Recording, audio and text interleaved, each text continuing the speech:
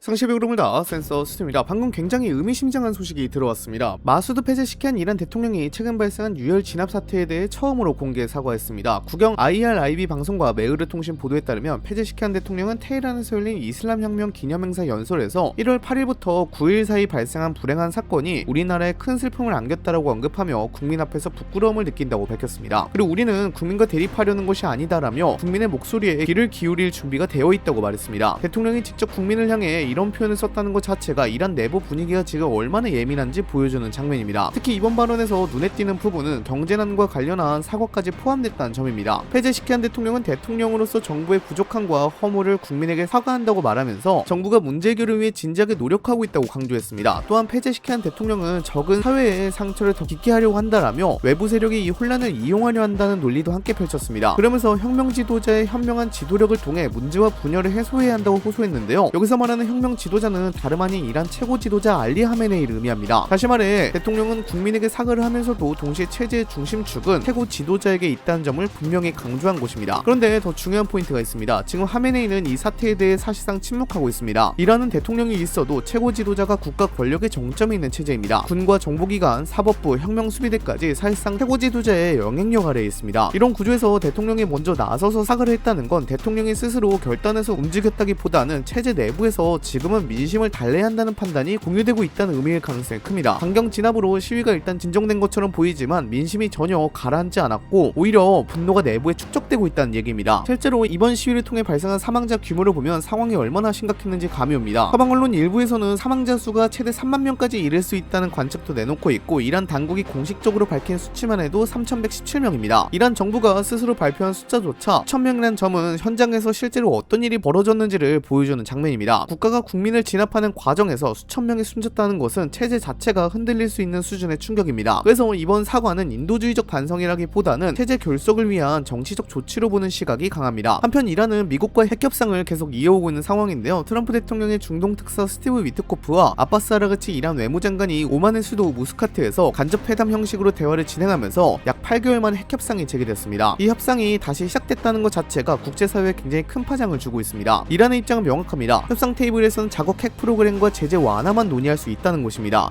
즉 미국이 요구할 수 있는 미사일 개발 문제나 중동 내 대리 세력 지원 문제는 협상 의제에 올릴 생각이 없다는 태도입니다. 특히 2월 9일에는 모하마드 에슬람의 이란 부통령 겸 원자력청 청장이 미국이 제재를 해제한다면 60% 농축 우라늄을 희석할 수 있다고 언급했습니다. 이 발언은 협상용 카드로 던진 신호입니다. 이란은 지금 이미 고농축 우라늄을 상당량 확보한 것으로 알려져 있고 사실상 핵무기 문턱에 다가간 상태라는 평가도 나오고 있습니다. 그런 상황에서 희석할 수 있다라는 말은 반대로 말하면 희석하지 않으면 더 위험한 단계로 갈 수 있다는 경고처럼 들릴 수밖에 없습니다. 반면 이스라엘은 이 협상 자체를 굉장히 불안하게 바라보고 있습니다. 이스라엘은 미국에 강하게 요구하고 있습니다. 이란 핵물질 농축을 제로로 만들 것, 탄도미사일 사거리를 300km로 제한할 것, 그리고 중동 내 대리 무장 세력에 대한 재정 지원을 끊게 만들 것을 관철해야 한다는 입장입니다. 이 요구는 사실상 이란의 전략적 무기 체계를 완전히 무력화시키라는 수준입니다. 이란이 받아들일 가능성은 매우 낮습니다. 그렇기 때문에 핵협상이 재개됐다고 해도 타결로 이어질지는 미지수이고 오히려 협상 과정에서 갈등이 더 폭발할 가능성도 충분합니다. 지금 이란은 내부적으로는 시위 진압의 후폭풍, 외부적으로는 핵협상과 미국, 이스라엘의 압박이라는 이중전선에 놓여 있습니다. 대통령이 국민에게 사과했다는 장면은 겉으로는 유화적 제스처처럼 보이지만 그 안에는 체제가 위기감을 느끼고 있다는 현실이 깔려 있습니다. 앞으로 핵협상이 어떻게 굴러가느냐에 따라 이란 내부 정치도 크게 흔들릴 수 있고 반대로 협상이 실패하면 중동 전체가 다시 군사적 긴장으로 치달을 가능성도 커질 수 있습니다. 지금 이란은 체제 생존과 국제 전략이 동시에 걸린 국면으로 들어가고 있습니다. 추후 소식이 더 틀리면 영상 제작해서 업로드하도록 하겠습니다. 영상 마치겠습니다. 감사합니다.